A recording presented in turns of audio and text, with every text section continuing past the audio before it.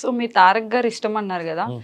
ఆయన చేసిన మూవీస్ అన్నిట్లో మీకు బాగా నచ్చిన మూవీ అంటే పదే పదే పెట్టుకొని చూసే మూవీ ఏదైనా? స్టూడెంట్ నెంబర్ 1 నాకు. Student number 1. నాకు ఆయన విశ్వరూపం చూసాను ఆ సినిమాలో. నేను నాకు ఇంటర్వెల్ సీన్ నాకు ఎంత ఇష్టం అంటే అది ఇప్పుడు ఒక 1000 సార్లు చూసుంటాను నేను. అది నేను ఆ ఇంటర్వెల్ సీన్ అది తారక్ గారు రాజీవ్ కనకాల గారిని తోసేసి నరికేస్తానని చెప్పి ఆడుంటారు.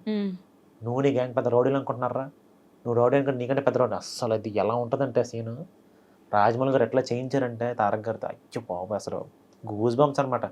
థియేటర్లో నాకు విజిల్స్ రావు, ఒక చిన్న విజిల్ పెట్టుకుని లేస్తాను, విజిల్ తెగ ఊదే అసలు. చూడండి మనం చూసినప్పుడు మా నాన్న నేను అసలు మామూలు హై మూమెంట్ కాదు నాకు అది. డైరెక్షన్ డిపార్ట్మెంట్ సైడ్ వస్తే వీళ్ళ డైరెక్షన్ లో ఒక ఛాన్స్ అయినా వస్తే చాలు అనుకునే డైరెక్టర్స్ ఎవరైనా నాకు ఉన్నారా? రాజమౌళి గారితో చేయాలని కానీ చేస్తా ఏదో రోజు, చేయకుండా ఉన్నాం దొరుకుతుంది. ఏదో రోజు నాకు బ్రేక్ పడదా ఆయన దృష్టిలో పడకుండా ఉంటాను. మనం పిలవండి కనీసం చిన్న క్యారెక్టర్ ఇద్దాం ఇచ్చినా చాలు చేస్తా. ఎందుకు వాడో నేను చూస్తాను.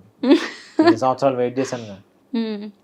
ఒక్క ఫ్రైడే నా డోరు నాకు చేయదా సక్సెస్ కొడతాను నేను. నో డౌట్ కొడతాను నేను. ఎవరిని అనుకున్నా ఎవరైనా ఆపినా నేను వెళ్తాను ముందుకు.